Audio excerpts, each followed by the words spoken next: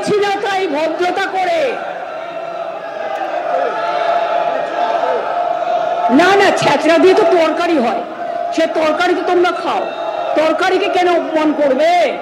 ছেঁচড়া কথাটাকে আমরা ভালোবাসি, বাংলার লোকেরা আমরা ছেঁচড়াকে ভালোবাসি, কিন্তু এদের মতো এত অপদার্থ, এত নির্লজ্জ, এত অসভ্য রাজনৈতিক দল আমি জীবনে দেখিনি। নিজে উল্টো পাল্টা বলে গেল হঠাৎ করে ফরেনার্স ট্রিব্যুনাল অ্যাক্টে।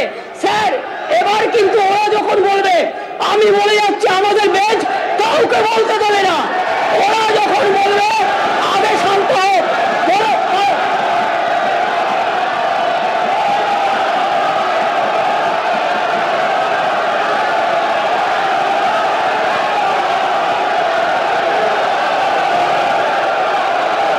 একই জিনিস আমি পার্লামেন্টে দেখেছি, আমাদের এমএলএদের এমপিদের গায়ে হাত তোলা হয়েছে, সিআইএসএফ ঢোকানো হয়েছে, বিএসএফ ঢোকানো হয়েছে, আমাদের লোকেদের মারা হয়েছে।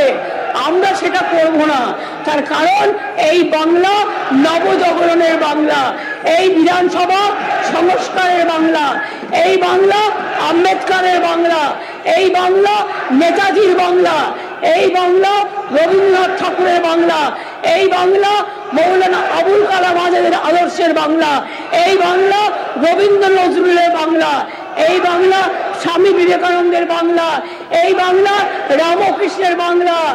এই বাংলা মনে রাখবেন, এই বাংলার মানুষ স্বাধীনতা আন্দোলনে রক্ত দিয়েছে, এদের তো তখন জন্মই হয়নি, এদের পার্টির তখন জন্মই হয়নি, আর নেই দরকার আপনারা বলার কেউ নেই।